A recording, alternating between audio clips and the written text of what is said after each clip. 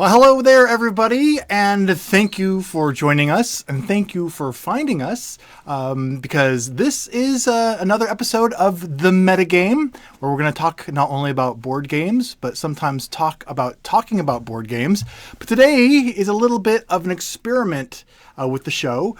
Today I'm streaming it from the Pair of Dice Paradise YouTube channel instead of the Dice Tower, because this is the first week of the brand new schedule for 2017's stretch goal for the Dice Tower's fundraiser. The stretch goal for the Dice Tower, that would include funding me for another year, was achieved very early on in their campaign. Thank you very much. And but that schedule is a little bit different than last year's schedule, so I'm going to be mixing things up every now and then.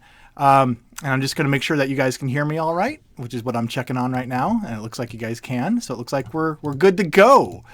So even though this episode is a little bit of an experiment, we're going to follow the same format that we've been following previously. And in case this is your first time joining us, since you just maybe stumbled onto it on the Pair of Dice Paradise channel and you're wondering what this live streaming show that we do every week is all about, here's the premise.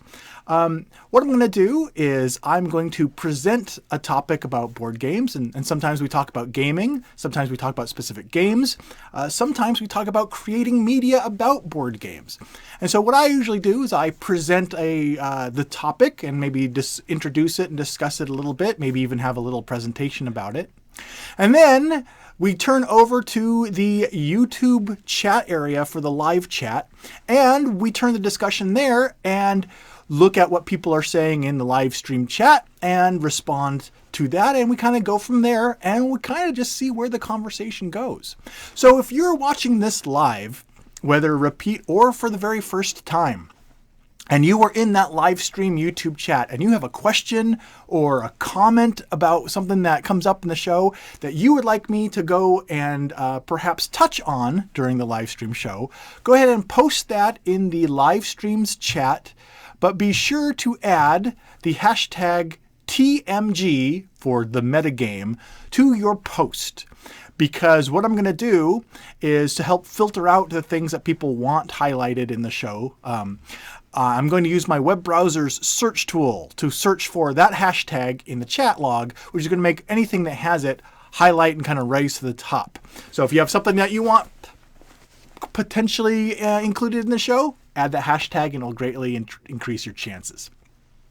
And hey, before we get going any further, there's a couple little business items I just wanted to do. I wanted to give a shout out to our awesome time sponsor here, which is, there it is, bing, Top Shelf Gamer.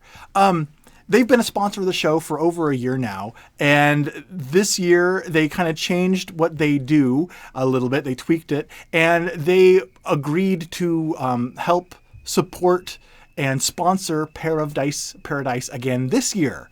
So what Top Shelf Gamer is doing is, as you guys may know, I enjoy a good board game component, especially a component upgrade. I have the entire component proponent series. And what they're doing is they're actually changing their product line to focus on just component upgrades and component bundles for board games.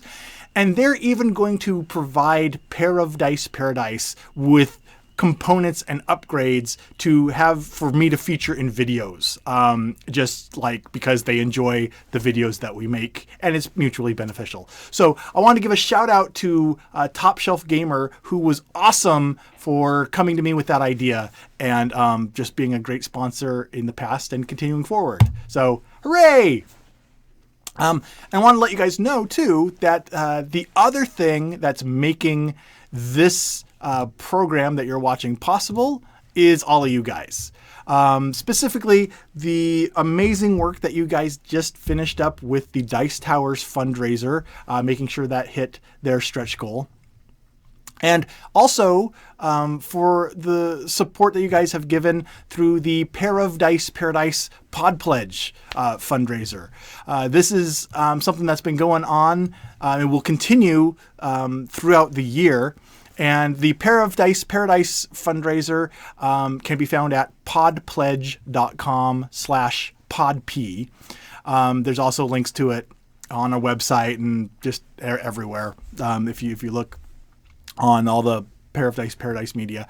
But the reason I wanted to mention this is because you guys have been helping fund, you've been helping fill in the gaps that the Dice Tower fundraiser doesn't hit, to help Paradise continue. And you've raised enough to, help finance the show through the next couple of months. And I want to let you guys know that a couple of milestones came up recently this last week that we're going to try and hit. A couple of people, especially people who have been in the live streams, have asked for a behind the scenes video, maybe a live stream or even a Periscope, kind of showing the studio here and my game collection and stuff like that. So we're working our way towards the number of pledges. And I figured if we hit, we're currently at 83 pledges of support that have been received. And I figured when we hit 200, that'd be a nice round number, that when we hit 200, we'll do a special extra episode showing the studio, showing how a video comes together from start to finish, showing my game shelf, my game collection, and how that all works together. And the other cool thing is that Cool Mini or Not has their annual CMON Expo in May. And they contacted me and actually invited me to be one of the media people that attend the show, which was a really great honor. So they are basically comping the badge and the some of the accommodations to help me get there. The only thing that's needed, of course, is for me to actually travel and get there. So if the Pod Pledge fundraiser can hit $3,500 total raised before the CMON Expo in May, that's going to provide enough money to fund the trip over to CMON Expo, where I'll be able to do reports and interviews and lots of stuff with the designers and the publishers that are going to be there at CMON Expo, and maybe get kind of a head start on some of the stuff that's coming out even before Origins. So anyway, enough business talk. Thank you for all of that. There's just been a lot of neat things this week that have come up. But let's get to our actual topic today, which is in a window that I've closed here on myself because that was something I thought would be good to do. And so today's topic is going to be really, how many games do you typically play in a month? At the beginning of every year, is kind of that time of year when you kind of evaluate what you did next year and what your gaming goals or resolutions are for the year to come.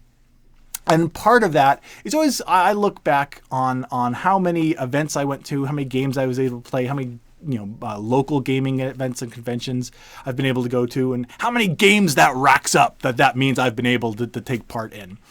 And I have found that I come in on average maybe 5 games a week. Now, it goes in little pops and squirts, doesn't it? It's not like a game a day. I'll go, maybe I'll have a dry spell of a couple of weeks, and then I'll go to a gaming event where I'll play like 10 games in one day or something like that. So, but I think on average, I would like, my personal goal, I think it would be cool to come out with 365 games a day, but on average, I think it comes out to maybe, like during the weekdays, 5 games a week, it seems to be. So I was looking at that with my personal goal, and I'm wondering, well, how does that compare to everyone else, actually? Is this normal? Is this above the average? Is this like being a hardcore gamer that eats, drinks, and breathes board games? Or is this actually, an embarrassingly small amount of games actually hitting the table? So I thought it would be neat to compare notes. So that was the first thing, is how many board games do you guys typically play in a given month? I know when I record my gameplays, if I play the same game multiple times in one day, I just count it as one. So I'm really looking, when I record my own, I look at the number of different games I play in that given day. So that kind of skews my results a little bit. So that might cause a different correlation in the data that we collect here together. But let me know in the comments below, how many board games do you typically play in a month? And then there was a couple follow-up questions with this too. Where are you playing these games? At home, at conventions. Me personally, for example, I'll play primarily in 3 different types of locations are where gaming occurs for me. The first is at home with my wife and my daughter. So we play mostly, light family games. We'll play, we've been playing a lot of Quartz. We've been playing a lot of Apotheca, whichever the correct pronunciation of that game is. We've been playing that. We've been playing Legends of Andor recently. We played that a couple of weekends, and that has been a fantastic family game. And we also have been playing Escape Curse the Temple. However, my daughter, who's just turned 10, Escape Curse from the Temple is the real-time dice rolling game where you have that soundtrack running that builds up the tension, and you have like 10 minutes for everyone to escape this temple. And after we played Escape, my daughter, after the soundtrack went off, the gong gonged, and we all took a breather, my daughter looked at me and said, That was the most tense experience I've ever had in my life. And she hasn't been too keen on playing it again yet since then. So, but that, so that kind of level of games with the family. The other one is, local gaming events. And that's where I'll get into, with like our every at least once a month, sometimes multiple times a month, there'll be get-togethers with the local gaming community, and that's where I'll dig into kind of the heavier, bigger games lots of times. Especially if there's something I want to play for a review or a video, that's lots of times when I get it played there. And that's nice too, because I can get a variety of different people to play with. It's kind of getting a nice mix there. And that's where a lot of the big, like I said, the big pops and squirts of games will happen. Big clusters of games played at these events. Of course, the third place to play games is at board gaming conventions. Now, I don't know about you, but my board gaming convention experience is that at board game conventions, that's actually where I end up getting the least amount of gaming done. I'm assuming that's part of my own fault, though. But I'll go to, when I'm fortunate enough to go to a board gaming convention, be it Origins or Gen Con or even like Dice Tower Con or so, a lot of my time is spent setting up events, helping with booths and stuff like that. So the amount of time that I get to actually board game at conventions is pretty scarce. And it can be really frustrating, actually, because at the conventions, there's a lot of times that people that watch the videos have the ability, the opportunity to be in the same place at the same time as myself and others. It's like, oh, this is great, And of course, the first question that inevitably comes up is, hey, do you want to go play a game later? And lots of times, the answer is, oh, well, I have 45 minutes this evening really for gaming, and then I have to go help with this event, and then I have to go do this other thing. So it's frustrating because you can never spend as much time gaming with people at conventions as you want to, but you always try. But at the conventions is where I actually find I get the least gaming in. I'm wondering how that compares to you guys. And finally, the last question on this was just, I was wondering, when we finally do get to sit down and play these games, of these games we play, what percentage are new ones and what percentage are just old favorites? For example, especially with my game club and what I do, it seems like 90% of the games I play, I'm sitting down and it's new. Only like 10% of the games I play are because I see a game like, I would like to play that again, and I'm able to get it to the table. And again, I'm wondering, how much of the norm is that, or how atypical is that ratio? So let me know that as well. So there's 3 things to talk about, and the only way to talk about them is to actually get over to the chat and start talking. So let's get, let me start my search here for a TMG hashtag. Hello, everybody. It's great to see all you guys. So let's come in here, and it's wonderful to already see some familiar names in our chat. So that's great. Welcome back, everybody. And even better is we're starting where we usually start. First comment of the day in the chat stream is from our friend Kabuki Kid. So let's see where people are coming into the conversation here. Kabuki Kid starts us off by saying, as far as playing games, I play most at my gaming group. I'd say older games probably edge out newer games for the amount of plays. There's always at least one or two new games that find play each week, though. So there we go. No surprises there then, apparently, so far. Most playing games at the gaming group. Older games edging out newer games. So it sounds like I'm okay. I'm not too far outside the norm so far with my data sample size of 1. So let's continue down to Brian, who joins us. And Brian says, playing games has significantly is actually what he says, significantly decreased since I moved. I used to have 3 game groups in my old location, but now I have 1. I kind of sort of get to every couple of weeks. As for buying games, that is almost completely dependent on my mood. Good mood / low stress means I buy maybe a game a month, if that. Although expansions may come into play. The worse my mood, the more games I get. It's retail therapy, I guess. That's a really interesting kind of part of this. Essentially, first of all, that is a neat point that you bring up about, location is a big part of this. I live personally, I can kind of attest to this same thing you mentioned. We moved about 6 years ago, and we used to get together at a friend's house every week. And we moved just 15 minutes, if that, 11 to 15 minutes further down the road. And just that little difference, we've gotten together with our friends maybe twice in the last 5-6 years.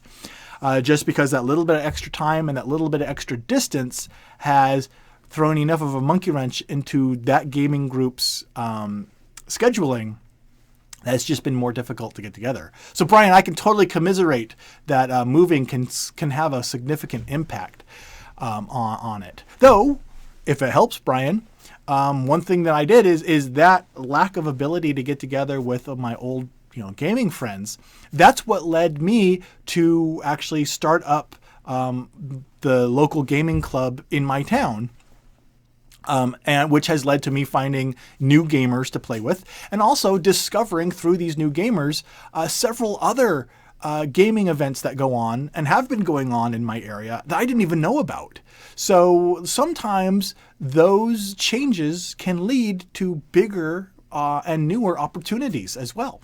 So maybe that helps provide some good luck there to stumble onto something like that if you know where to look. The other thing that Brian mentioned was retail therapy. And I think that, oh boy, that is something that has the potential to be an entire episode's topic right there. In fact, I need to write that one down about retail therapy. Because I will admit, I am one of those people that if I get really down, there's a certain mood I get in. It's not just being depressed or angry or whatever, but there is a certain mood when the stars align just right, I will go out and buy stupid stuff that I don't need.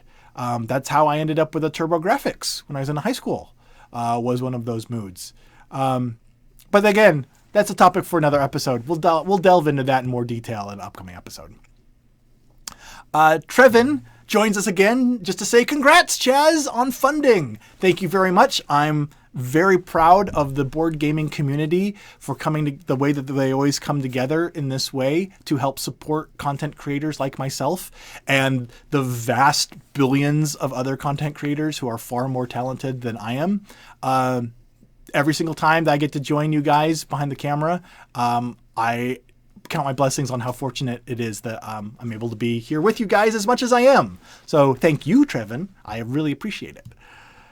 Pith's Attic joins us with a pithy comment. Sorry, Pith. Saying, should this be the metagame number 1 as it's the first one on the PodP channel? Oh, goodness, no. That would be a logical nightmare. Essentially, since the format and the show is the same and I didn't want to go back and redo all the graphics, I figured like I said, this is kind of an experiment. I might move the show here. I might bounce it back and forth between the dice tower. I'm kind of experimenting with this to see what's going on. But the main reason I didn't restart it as number one or rename it something else is because I'm keeping the format and everything the same show. So if you've enjoyed the show in the past, whether it's here or there, it's going to be the same type of show going forward. So you can hopefully continue to enjoy it. So hopefully that answers your question there, Pith. Kabuki Kid follows up with some more data on the collection, saying, so my personal ratio on playing games would probably be 80% to 20%. 80% old games versus 20% new games. Okay, well, there you go. There actually is some clarification on the previous data sample of one that lets us know that, okay, that's almost completely flipped backwards on what mine is there. So, okay, let's see if this trend continues. Sasha joins us once again. Always good to see you, Sasha, and mentions that since I moved about a half a year ago, I am still rebuilding my gaming network. Well, similar to what we've talked about before. So at the moment, I'm happy when I'm able to play games even just once a month. About every second month, I travel back to my old gaming group for some extra gaming, and I play more solo games now than ever before. Oh, that is... again, very interesting about how simply moving. Sacha, I'm wondering how far you moved. Was it across town? Did you say that? I don't even remember. No, you said about a half a year ago that you moved. How far did you move? Because I'm wondering, is it again a thing where it was like a 15-minute relocation across town? Or did you move to like the other side of the country or something like that? I'm wondering how much someone moving actually affects their gaming network like that. And it's really interesting how it can take so much time to rebuild that network. It took me at least 2 years or so, at least 2 years to really rebuild my gaming network and start gaming as often and have the opportunities to game as often as before. Pith mentions again, Pith's Quota, saying, that really depends on the month. Finding a game day with factory workers, nurses, and cashiers all working in shifts, well, that's a game in and of itself. And that is true. Juggling people's schedules definitely can be kind of a meta game in and of itself right there. I know one thing that's nice I've talked about before is board gaming is one of the things that has allowed myself and my best friend growing up from high school and such, it's allowed us to get back together on a regular basis. After high school, like most friends, we stayed in touch for a while, but slowly drifted apart. And it got to the point where he and I probably didn't really communicate for almost a decade. And it's horrible. But then when Risk Legacy came out, he contacted me and said, hey, have you heard of this? Do you want to try getting together? And that was when Risk Legacy was brand new. And since then, we've continued to get together, sometimes multiple times a month, sometimes once every other month or so, because of schedules, just like Pith said there, trying to get our schedules together. We'll have a game day, have an excellent time, and be really happy to be getting together again. And then it's like, okay, when can we get together next? And we'll break out our calendars. It's like, okay, well, in 6 weeks, I have an opening. And it's like, nope, how about 7 weeks? Oh, yep, okay. And we'll have like our next game day 7 weeks later. So Pith, I can totally see where you're coming from in that the scheduling, even when it's something that you enjoy and you're with people you like, it can definitely be a challenge just finding the time where everyone's schedules coincide to get that gaming in. All right. Let's go here to Darth Greater, who joins us to say, I game vicariously through board game media far more than I'm able to game myself. I'm in a small town, middle of nowhere, and I have no friendly local game shops, which means meager pickings. And Trevin says he's the same as Darth, which So there's two for the price of one right there. That is something that I have found really interesting. And that's actually kind of a mini sidebar I wanted to bring up with you guys.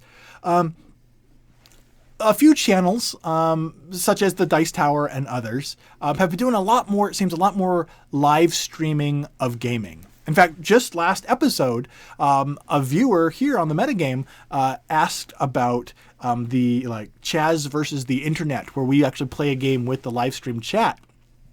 If we're going to be doing that sort of live streaming gaming anytime soon again, and so I'm wondering, sometimes I'll turn that on and have it in the background, but it kind of takes enough of my attention that I got to turn it off if I'm trying to work or something after a while. But does watching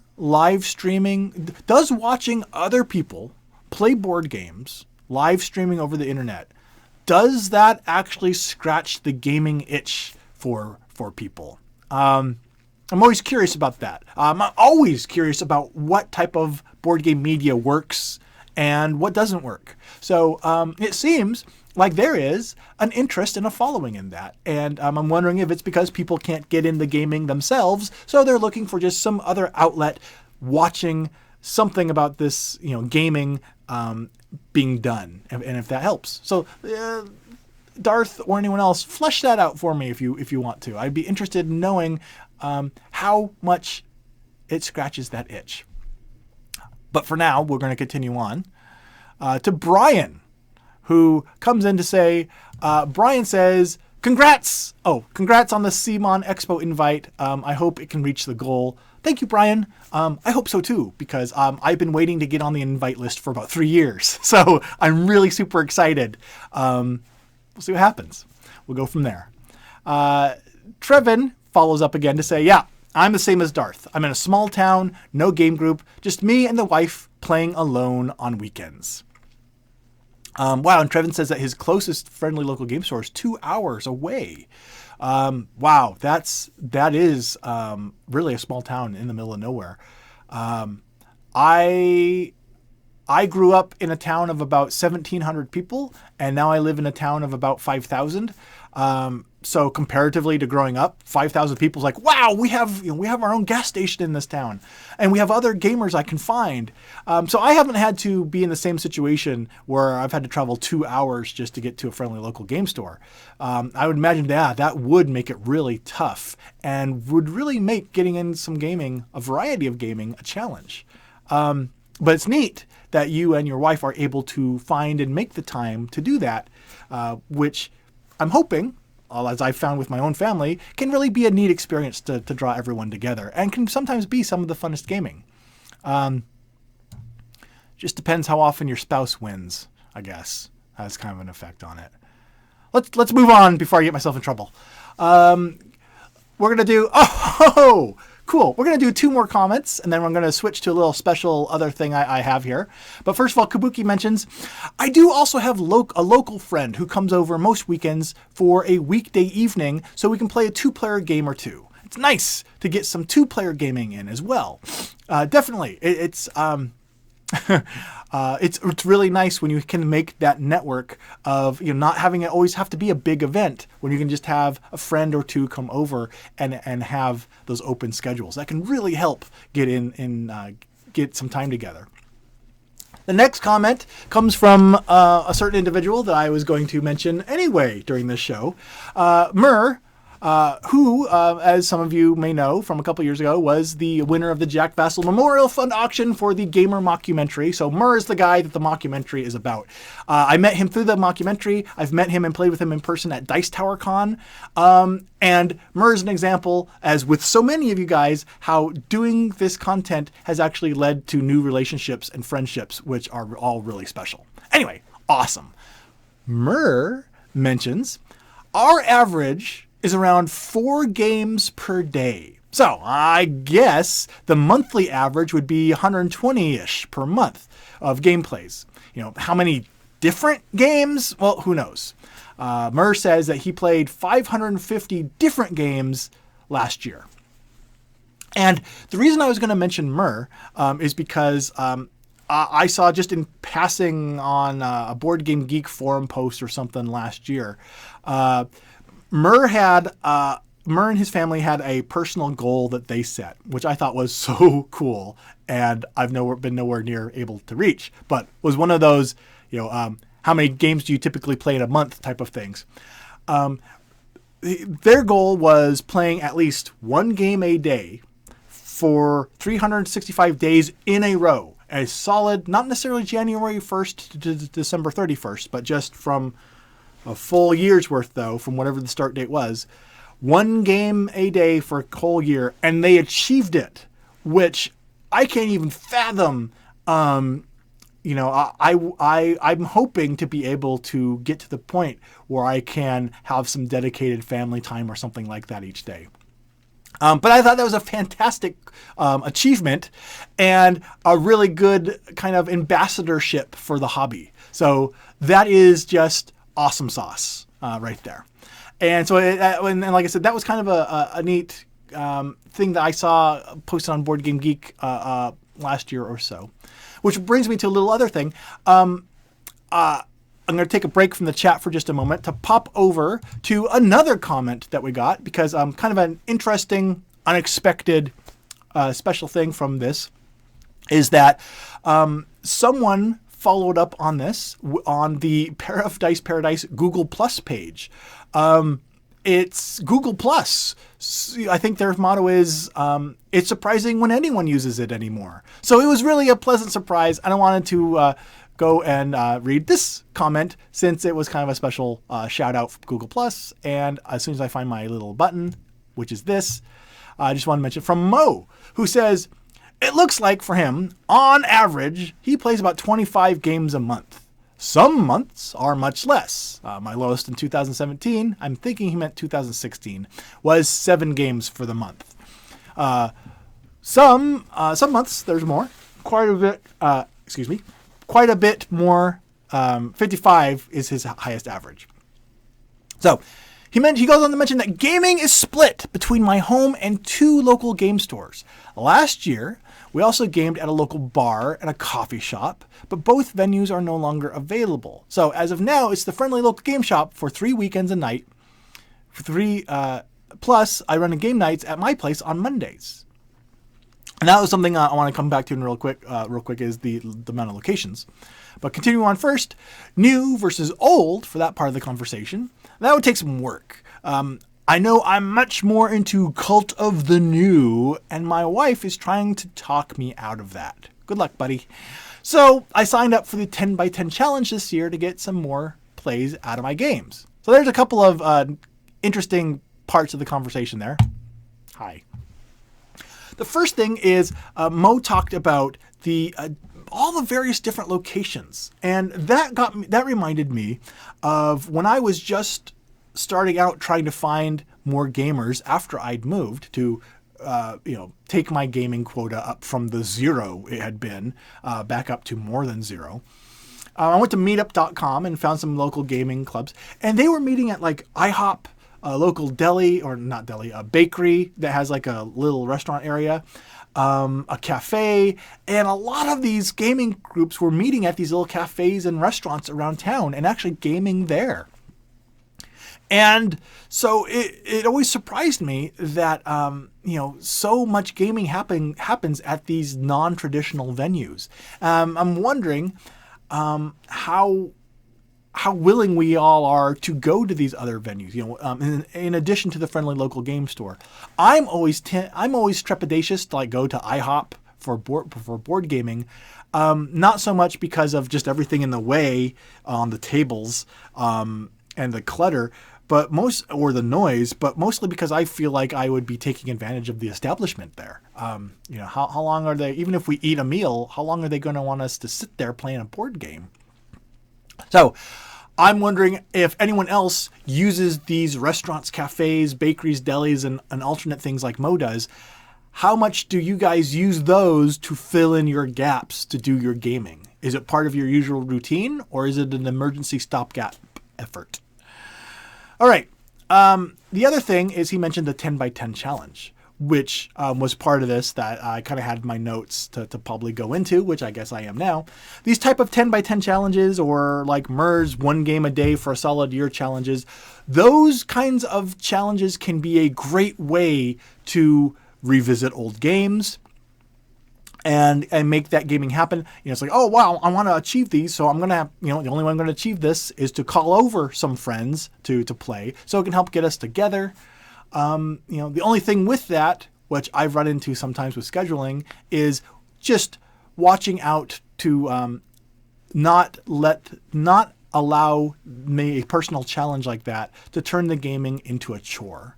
If it comes to the point where you're starting to be miserable, don't be afraid to cut it short, to cut it off, because the worst thing a challenge can do is ruin the hobby for someone. I've seen that happen to a couple of people, had them burn out on gaming for a while. And just because they were trying to enjoy the hobby more, it made them enjoy the hobby less. So, that's just personal experience. We're all different. And you know what? I'm going to prove that we're all different by going back to the chat and reading everyone's different comments. So let's do this with a nice little cluster of comments here. First one again, we've got the conversation going here within the chat. So we got Kabuki continuing saying that all of this also helps because my boyfriend is not a gamer. So if I can get him to play an entry-level game with me just, once a week, that's an accomplishment. So there we go. Kind of ways that different entry levels, different weights of games, different approaches to gaming with different people. Definitely an aspect of this whole conversation there. But then Darth Grader continues with this saying, well, I'm sure that this is going to come up. But for me, it's a lot more about the amount of time spent playing as opposed to the number of games played. Ooh, Darth.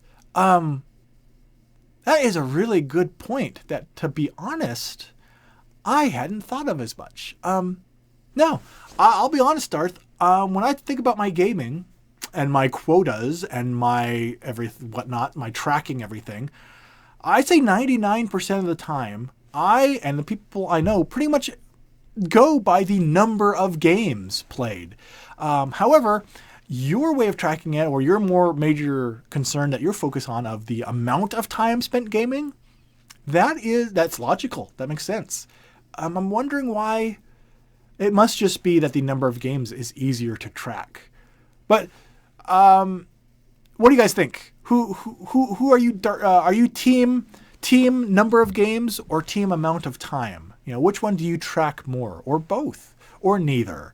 There's a cornucopia of different options available to answer this question, and all it takes is typing out your answer. Will you answer the call? Let's continue to find out who does.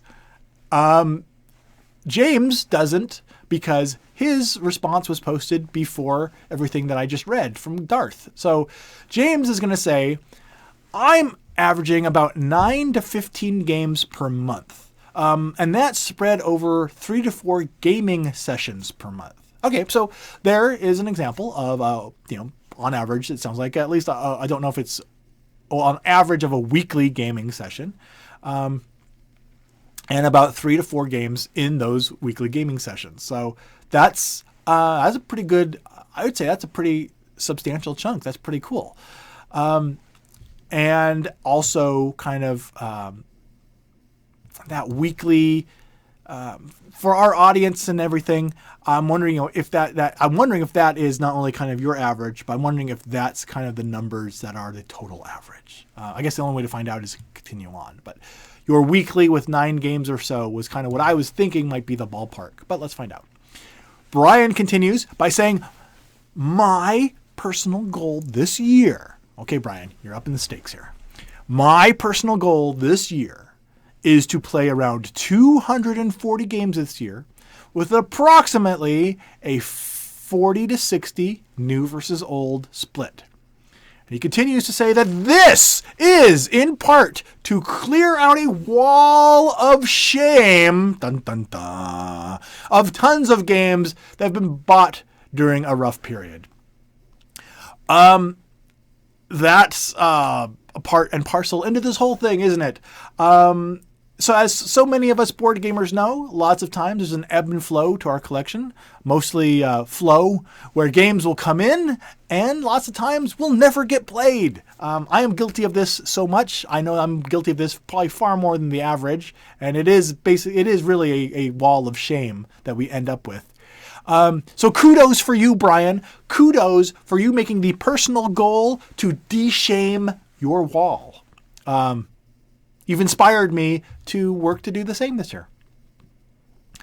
Trevin mentions, my wife and I play half a dozen games on a weekend. 4 weekends in a month means about 24 games per month. Here we go. We're similar to James's average there, actually very close. He also mentions, we do this all at home in the dedicated game room. Who else has a dedicated game room? Oh, that's a good question. Oh, that's a neat idea. Oh, you've just given me an idea for an entire topic. One moment. We should do a whole episode on game rooms and have people like send in pictures about their game room and then chat describing them and special features they have. Wow,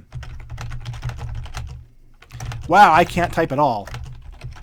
Okay, I hope I can read that when the time comes to go back and read it. Okay.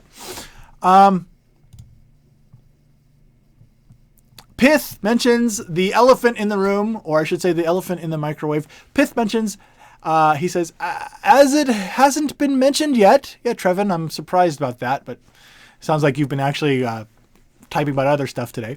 How is the microwave saga going? Winky face.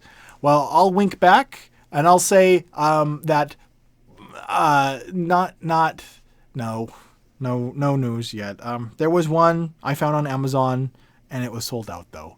So yeah, yay. Okay, let's continue. Or I'm gonna get in that mood where I'm gonna go out and buy something stupid. Murr mentions again. He gives some more details about the goals that his family did. He says, last year we recorded 1,634 gameplays. So we averaged around 4.5 games per day, ... Almost all of them are at our own house. We're the hosting house for our game group. There you go. That's it's always neat to be able to host events like that. I know that one of my best friends here in town, he hosts a lot of game days at his house, and it kind of has dedicated gaming areas set up there. And so it's always nice to be able to host these events or have kind of the circle of friends that can do those and kind of know where we're going. Where the game group's gonna to collaborate at.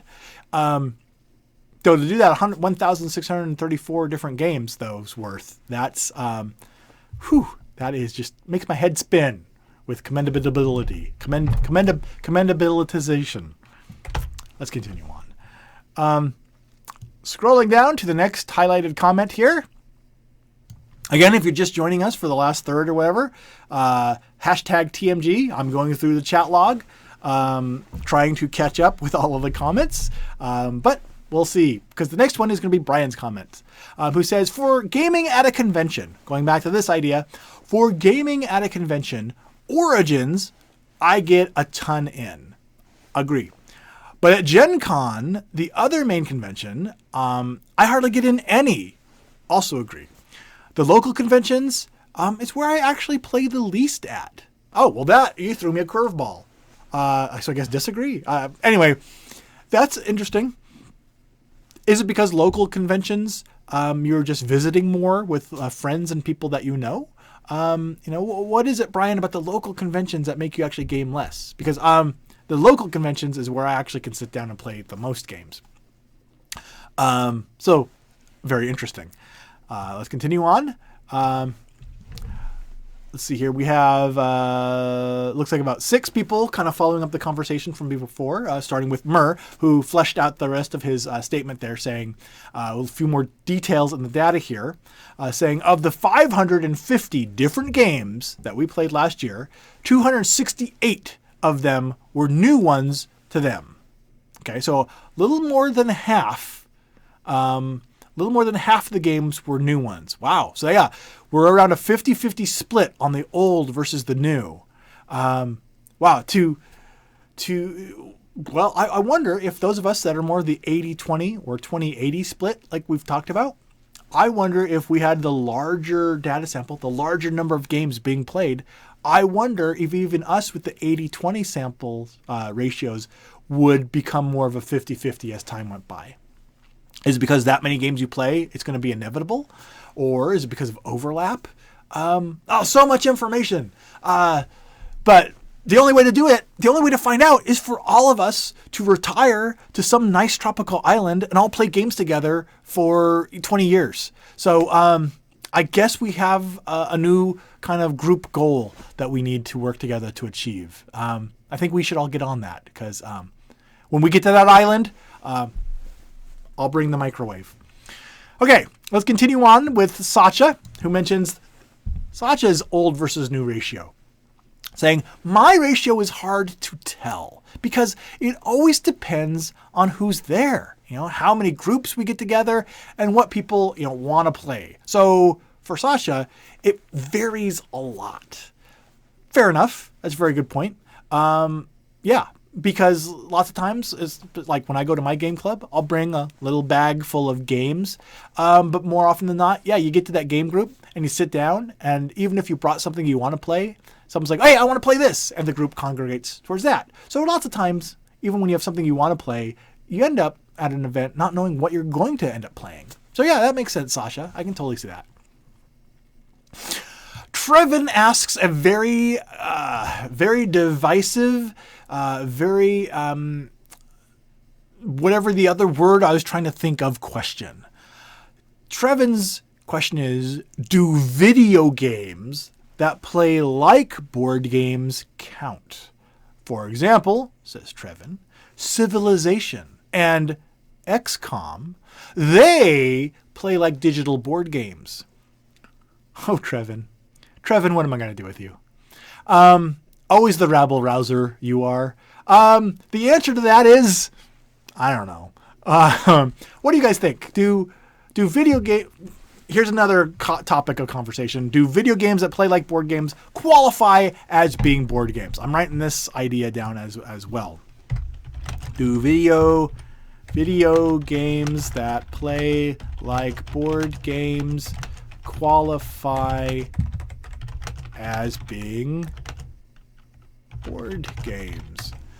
I will say this, that in my own personal opinion, when I play a video type game, I don't record it on my stats as being a game I have played for that month.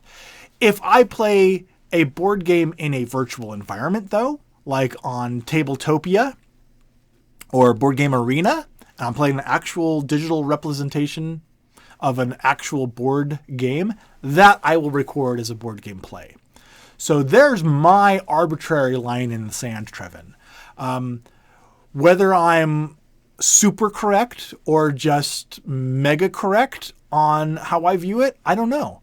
But that's really something, like I said, that's something that we could even have be a topic of discussion, comparing these video games to board games, and really just getting to a completely geeky conversation about what makes them qualify or not qualify. But hopefully that gives you the guidance you need to get you through your day until that episode airs. All right. We are at about 10 minutes until the end of the episode, which means it's time for me to kick myself into gear into the lightning round. Instead of responding as longly as I have been to a lot of the comments, I'm going to try and get through as many more comments as possible to give everyone listening and watching stuff to think about, and also just to have as many people's comments as possible mentioned. To the lightning round. Which starts with Darth Grader, who says that he just wants to say a big thank you for not trying to split the metagame between YouTube chat and Slack like another content creator is doing. Well, I'm glad that you appreciate it, Darth. I I guess I'll scrap my plans to experiment with that myself. So that was in the back of my mind, but perhaps I'll just keep things how they are now for now. Continue on with the next lightning round question from Kabuki, who says, I also have friends over at my place one Saturday a month to play Magic for a few hours. Same group for more than 20 years now. We often sprinkle in some other games, usually at the beginning or the end. That's awesome. That's the neat thing, it seems, about Magic, is Magic seems to be a game that can really make this glue for a really good group. The group I lamented earlier that before we moved, we used to get together with at least once a week. And after I moved, we just stopped. Magic was the game that we would play. We would get together to play Magic sometimes twice a week at our biggest, strongest point. But so that is really cool to see Magic still being able to have that effect on people and their gaming groups. Pith Attic asks, how many times do you play Heroescape a month? Unfortunately, Heroescape, like so many other games in my collection that I would like to play every month, doesn't hit the table consistently every month. I'd say Heroescape, every few months. But like I mentioned, my daughter, turning 10 now, is at the age where I've been waiting to introduce her to Heroescape, and she's at that age. So I'm hoping now that she's at that age, it'll be hitting the table more and more. She actually asked me to play it just earlier this week, so maybe this weekend it'll be hitting the table. So hope that answers your question there, Pith. Next comment with a hashtag that's highlighted comes from Sasha, who mentions, I moved back to my old hometown. Talking about the moving question from earlier. Did you move just across town 15 minutes away, or did you cross the country, etc.? Sasha mentions, I moved back to my old hometown. It's roughly 100 kilometers from where I lived the last 15 years. So actually, I'm very close to Essen now. Ooh, very nice. I'll have to remember to convert kilometers to miles so that my publicly educated American brain can figure out how far that is. 7 feet? I don't know. But thank you for the follow-up information there, Sasha. Continuing on, lightning round sound. With Murr, who's next, who says, looking to the future, our next game day is always described as, quote unquote, tomorrow. We play every day here, even if it's just my wife and myself playing. That is so cool. Growing up, my best friend's house was where all the adults and everyone got together for gaming. Or if there was a big get-together with friends, that's where everyone always got together. So I was always really jealous of the people that their house was the place where people congregated to play games and do stuff. So it's just a really special thing to be able to have that be what your house is. That's really cool. And have that kind of a open policy. Tomorrow we'll get together. That is so neat. Brian mentions, this current move that I just did was about 1,500 miles. Apparently Brian is becoming an old-timey prospector. 1,500 miles, which is the smallest of the last 3 moves. The previous 2 moves were over 6,000 miles. My goodness, Brian, I can see how that could age you in that way. 6,000 miles. I can't even imagine moving that far away and uprooting it and just transplanting like that. Kudos for doing that and having it not completely just decimate your gaming network. Continue on, lightning, to Trevin, who says, I lived in the big city like 7 years ago. We had a dedicated group every Saturday. There was always 6 to 10 people. And after moving, I had no group at all. Almost a decade later. So board game media definitely helps for that reason.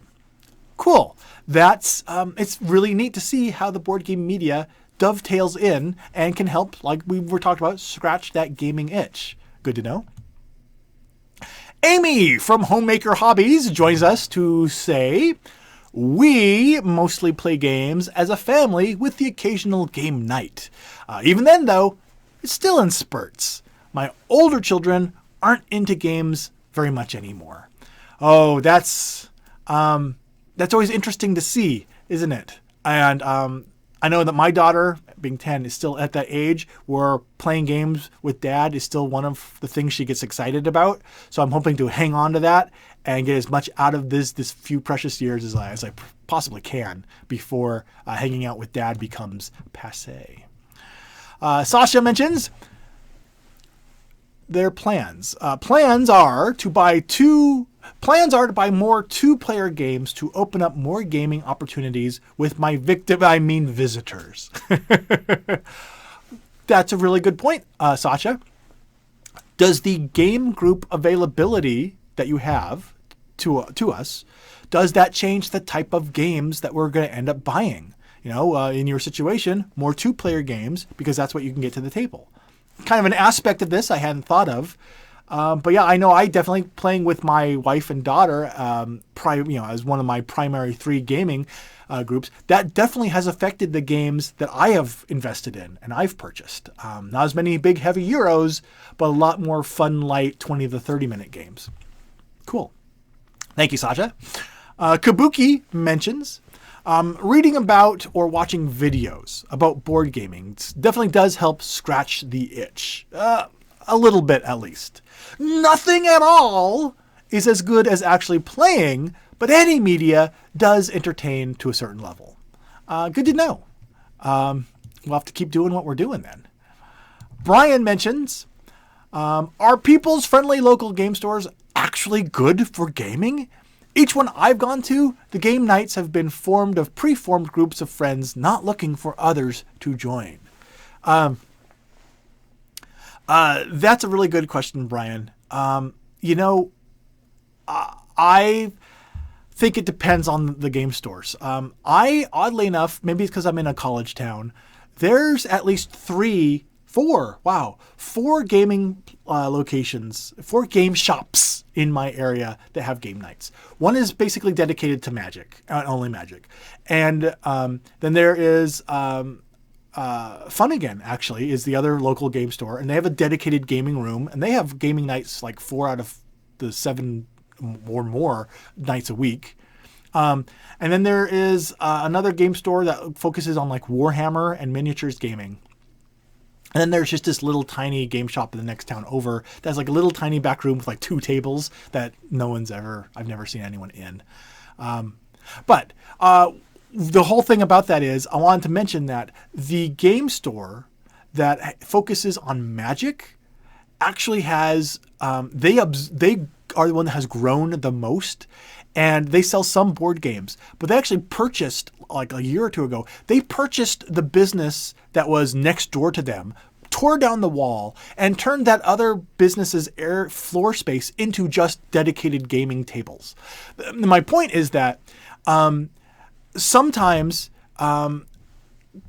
thinking outside the board game box, the board game shop, the game shop that focuses on Magic. So I don't really go there for board games as much, but they have the most space and sometimes a very large influx of other gamers that go there because of their extra space, because Magic finances them to do that.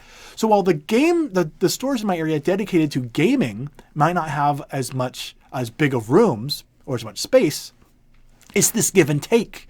And so sometimes looking at a different venue that you might not have thought of, like this Magic shop, Magic the Gathering game card shop, that might, looking at it differently, might actually introduce new gaming opportunities that you hadn't realized. And you can play board games there too. So it's not like I'm not saying you have to switch to Magic.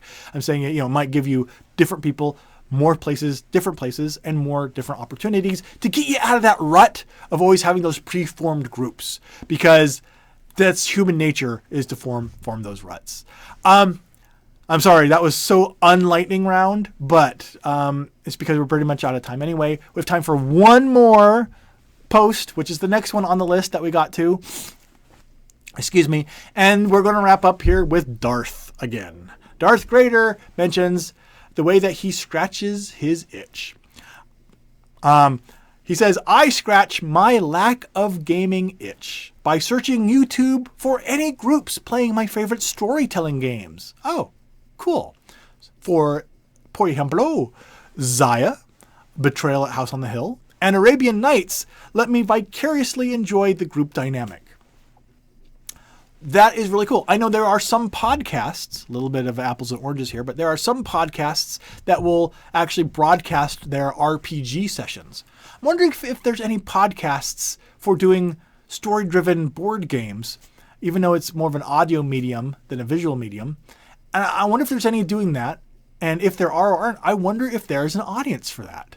That could be interesting. Okay.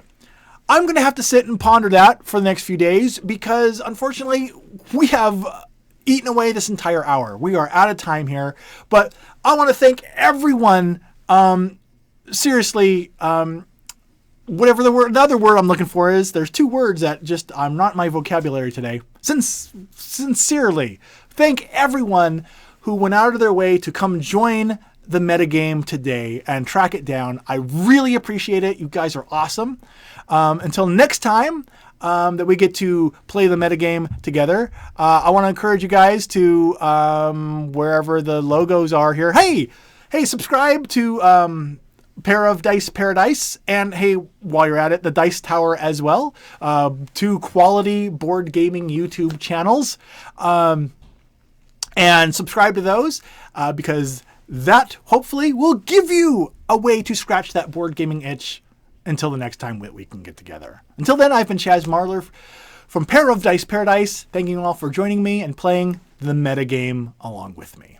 I'm going to close out the show with an alternative little closing credit thing. So during the live stream part, I don't know if this will actually show up correctly, but once this posts as an actual video on the YouTube channel, it should fill in anything that's missing. So if you're like, that's broken, that's why. Wow, that was super interesting. No, it wasn't. So thanks everyone, and I'll talk to you again soon.